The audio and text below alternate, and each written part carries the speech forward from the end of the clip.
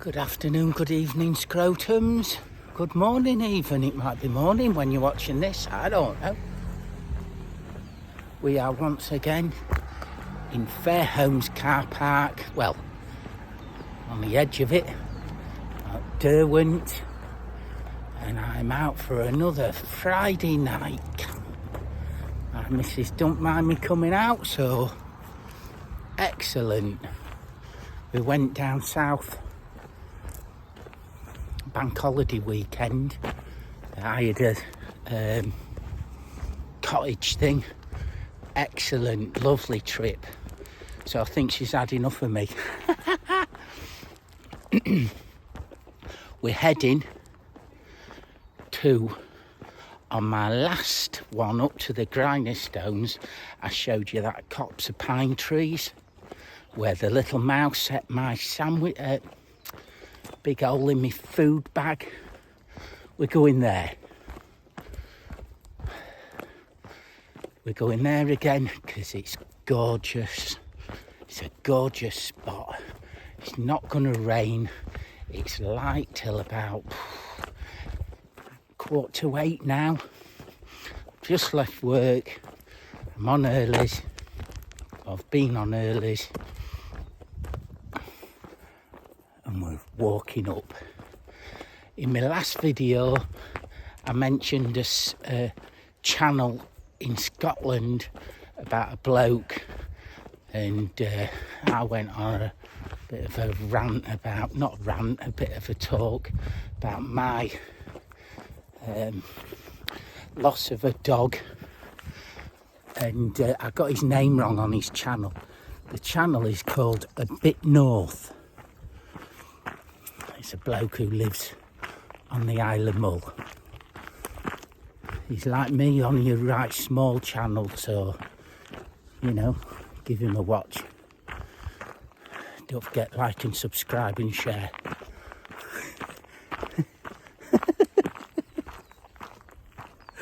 Oh dear. Anyway, the leaves are coming out.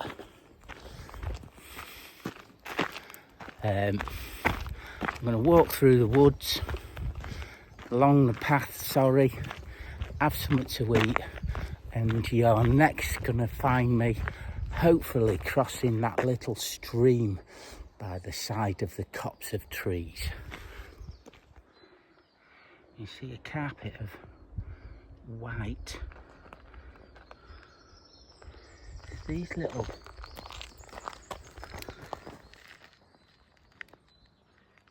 in the clovers.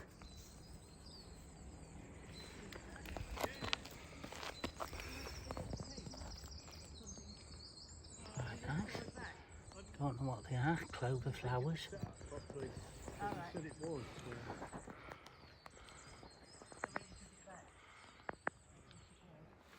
So here we are, folks.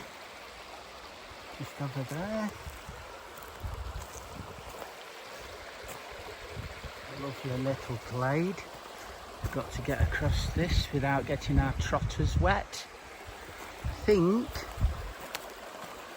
just there. No, there. Anyway, let's get down.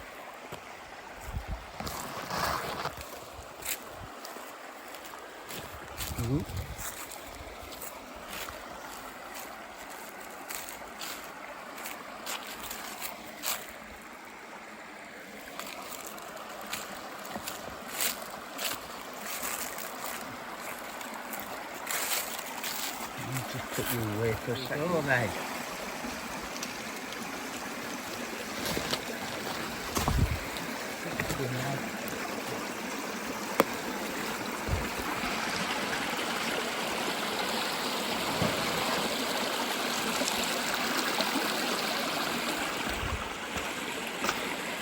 What was the drama about? The trotters ain't got wet.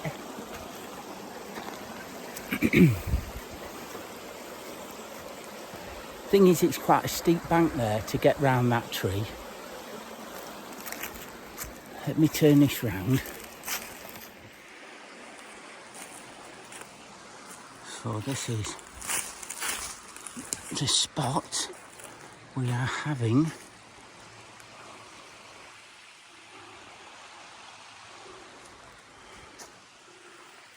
sunny garden pitch.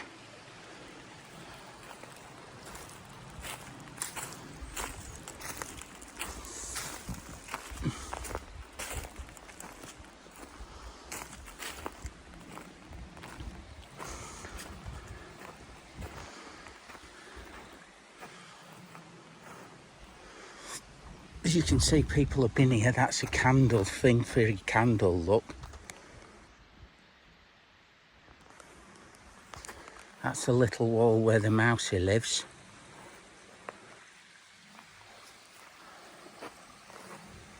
And I pitched my tent here before.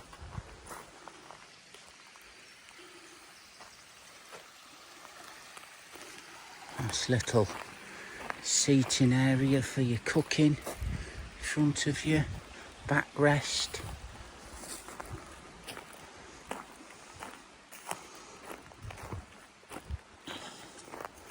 I think we'll go there.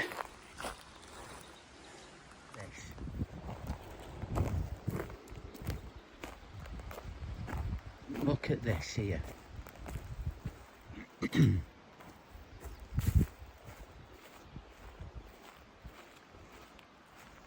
That's where we're going to camp.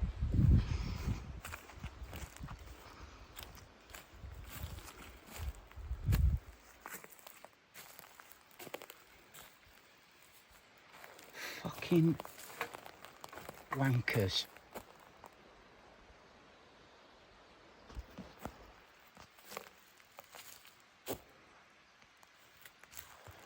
Absolute fucking wankers.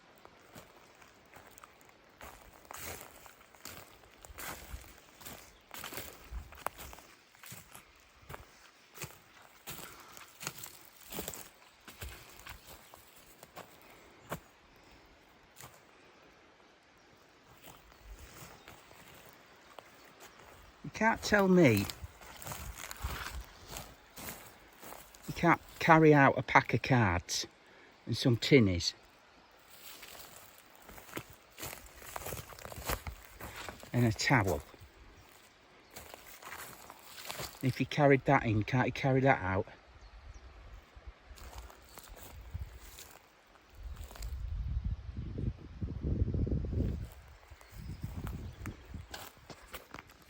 Absolutely boils my piss. I'd like to fucking meet these people. Fucking scumbags.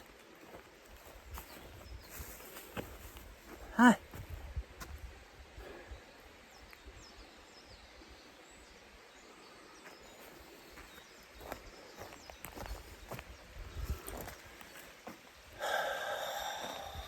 I have to do a bit of tidying up, aren't I?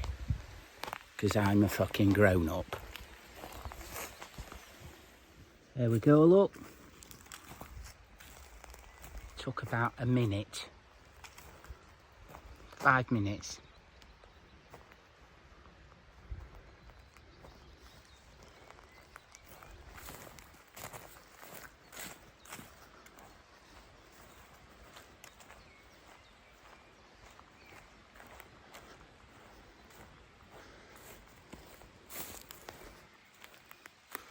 That's me. That's them scruffy dirty bastards, which I will take home. I'll take out. Packed up.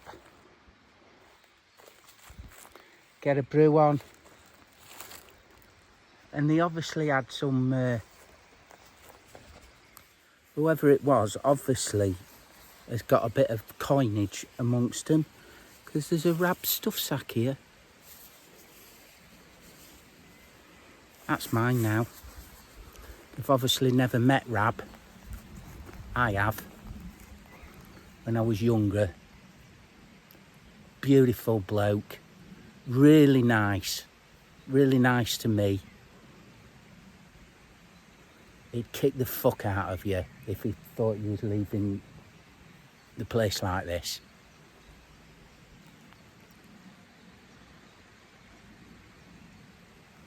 disgusting. Anyway, I've got my food bag in the doorway. So when Mr. Mouse comes along, it's not the best pitch in the world, but it's nice and flat and I don't mind. It's not going to rain tonight, touch wood. I'm going to park myself up against a tree, get a brew on and chill out.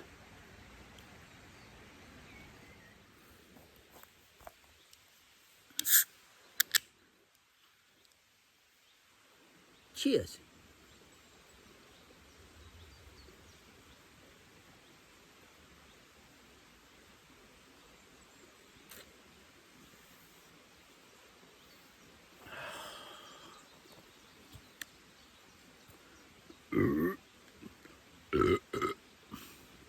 Excuse me. For tea tonight, later.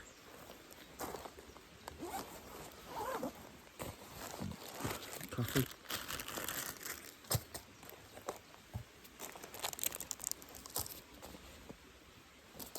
Oaties with chocolate on for Mouse. For Mouse.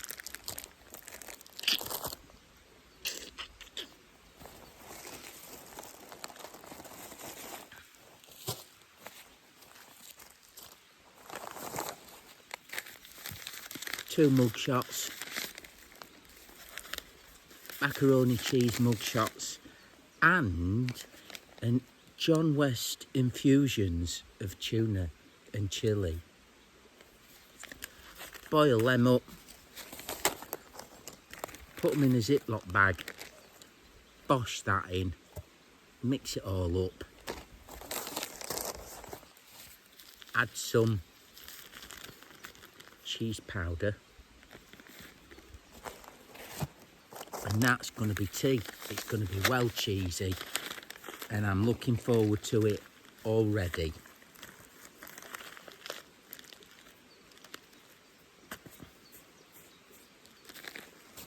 I've got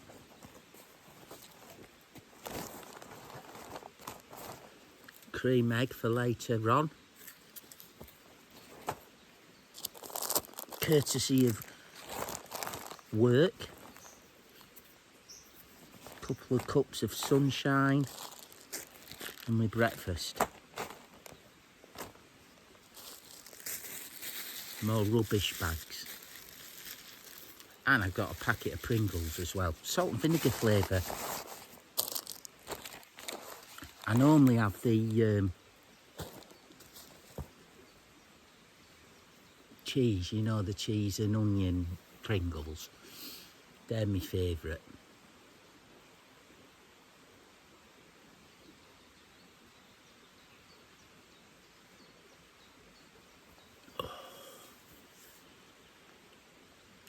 The birds are coming back. There's tree creepers. Some blue tits. You can never film them, can you? Because as soon as you turn your camera around, they're gone. Sheep, obviously. And last time I was here, it sounded like a woodpecker, but I think it was too early for woodpeckers. So hopefully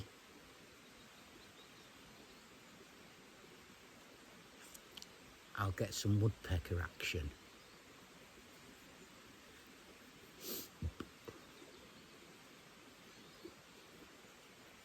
Anyway, I've not brought me you know, my spirit burner stove. I did actually get some bioethanol fuel for it, so I've just brought my gas stove.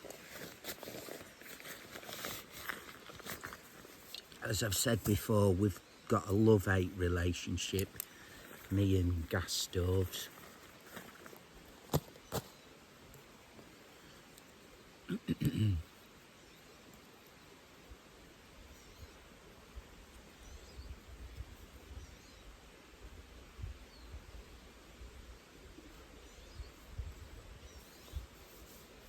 Only problem with this spot is it gets midgy later on in the year.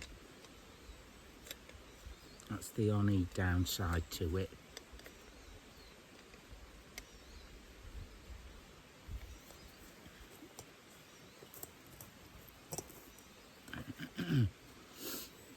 Anyway, finished my book that I've been reading, so I've brought me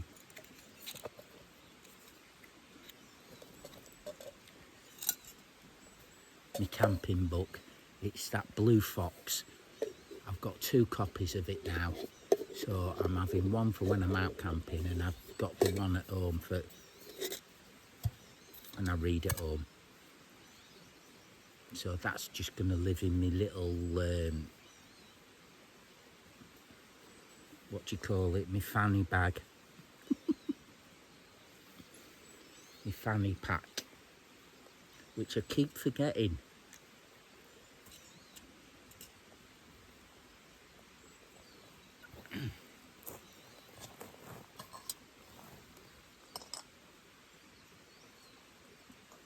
I see why people don't put the camping spots up, you know.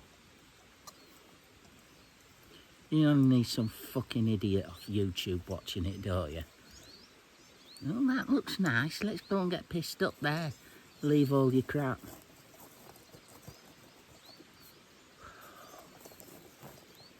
This way.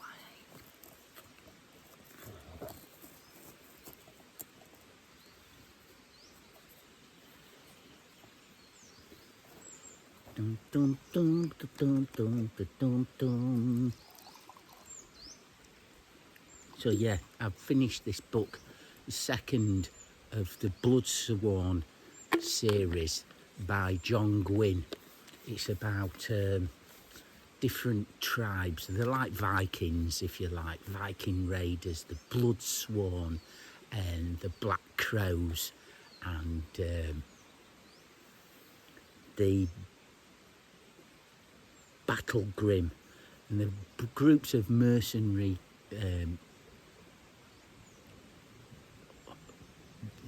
mercenaries, soldiers of fortune, warriors of fortune, and they go around and there's gods and all like that, but they camp out, and this would be somewhere that I think a group of reprobates who were actually quite nice and caring for each other would, you know, camp out in. That's why I'm here, just to get a little bit of me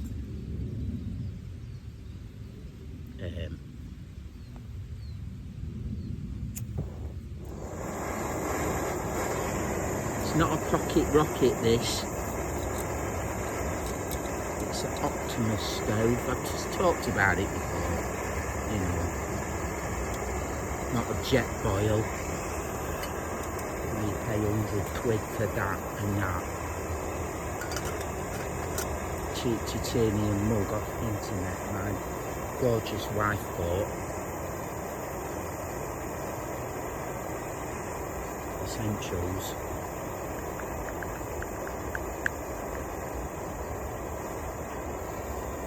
Anyway.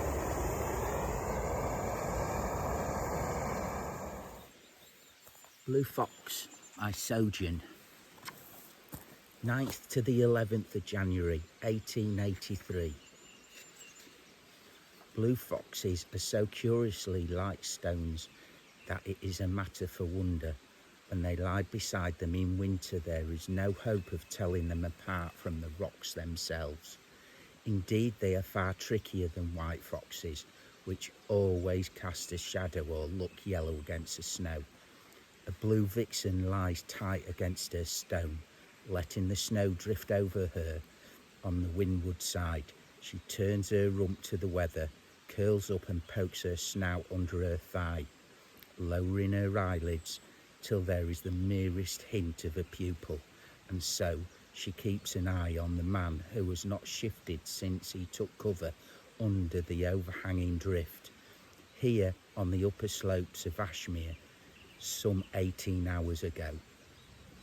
The snow has drifted and fallen over him until he resembles nothing so much as a hump of ruined wall. The creature must take care not to forget that the man is a hunter. He began his pursuit away south at Baunt. The sky was clear and the first blush of day at its winter's bleakest. The man slid down over the Holmesfield, then set a course north over the Asse to Littleberger, where it had not drifted as yet. Once there, he caught a movement on the brow of the hill. Thrusting a hand inside his clothes, he took out a spyglass, extending it and put it to his good eye. Yes, there was no mistaking it. There was a daughter of Reynard on the move. She seemed blithely unaware of any danger. All their movements indicated that she was on the prowl for a bite to eat. She went about her business unhurriedly, intent on the sole purpose. The man took a closer look at her. He bent his thought hard upon her, trying to get an inkling of what she intended, of which way she would go when she had finished her nosing on the crest. All of a sudden she took off at a run. The man couldn't imagine why. Her whole demeanour showed that she sensed a grave threat. Yet she couldn't have had the least suspicion of the man by ordinary means. She must have had a forbidding of his intention. He's a man with hunting on his mind. The man walked up the hill. He tried to keep the image of the vixen clear in his mind to help him find her again more easily. She spins over the hard-packed snow like a top. Up on the crest he casts around for the vixen's tracks. He pinched one fox print between thumb and forefinger. It seemed a sizable beast. In the snowflake that lingered on his fingertip lay a gleaming hair. There was no mistaking the colour, blue. Vertical streaks of cloud in the west, maybe a storm on the way. The vixen was nowhere to be seen. The trail was plain as far as the eye could see. The man walked briskly with the wind at his back. It didn't much matter now if the vixen caught his scent. She knew he was after her. He paused every now and then to cast around, using the same method as before. He bent all his thoughts on one goal, of working out which way the vixen would run and where he would get within striking distance. All at once he received word of which way she was going and where he would get within striking distance. The vixen is going north over the plain. She'll double sharply to the east with the gravel beds of Mellor before her. Nothing but stones, a perfect hiding place for a blue fox. Was she too intent to take care? Had she given all her mind over to danger, thereby letting him into her thoughts? Had she paid no heed to warding him off? Had the man received a thought message from the vixen? Out on the stony plain the air was still and freezing hard. Only the lightest breath touched his cheek. The man saw a bluish bump far to the north. He held still. After a while the bump began to stir, and shortly afterwards a blue vixen rose from the stones. There she is, a rare beast, dark as earth to look at, with a thick pelt and bushy tail, clearly jumpy as hell. She sprang away in sharp, stiff bounds. The man set off at a run. As he suspected, the vixen made straight for the blowing snow. In the very instant before the blizzard swallowed her, she stopped short and glanced back at the man, then whisked away at a terrific pace. There was a whining in the air. A ptarmigan hurtled past, a hair's breadth from the man, driven before the wind. It was followed by a falcon flying high with sure and steady wing beats. The man turned away from the blast, tightened his scarf and wrapped the shoulder strap 3 times around his right arm so the bag rested tight against his hip. He was not too late for the storm.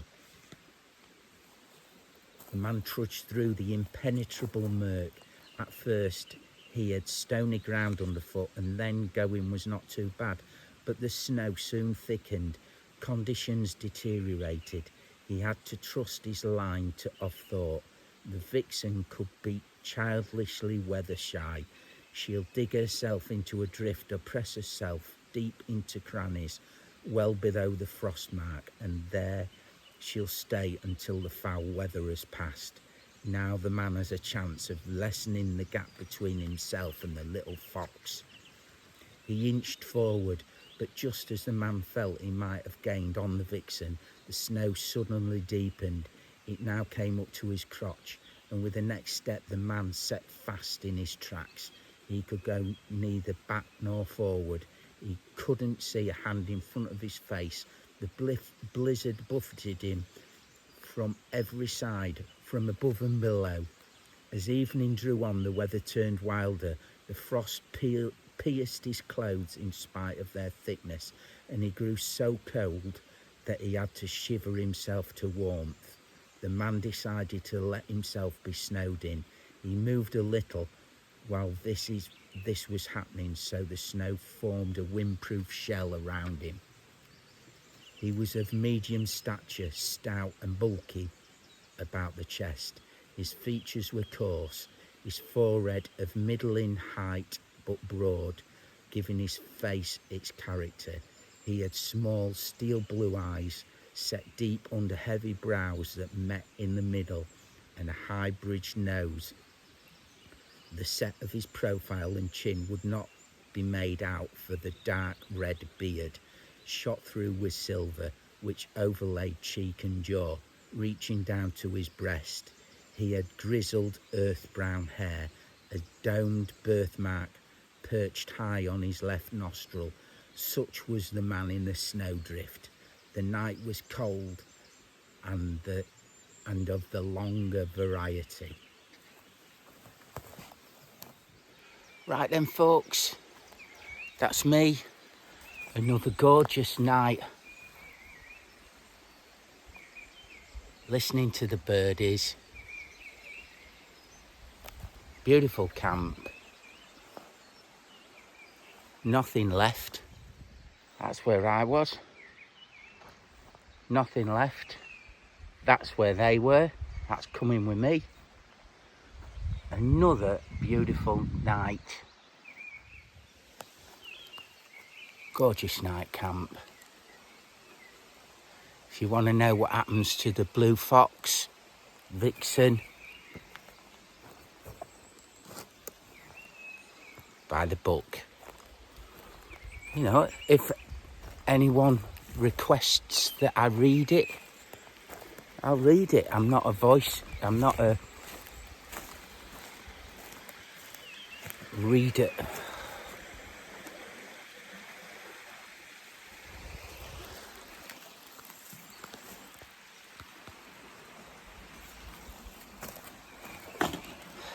Hey, look at this.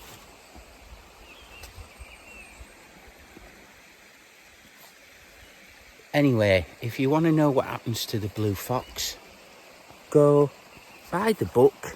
It is good. And no doubts, if you're watching these kind of YouTube clips, you're into the outdoors, you know. It's another bit of crap gone. You're into the outdoors, you might like it. Anyway, folks, I'll cross this bit of the stream, I'll get going, and I will see you on the next camp out / walk.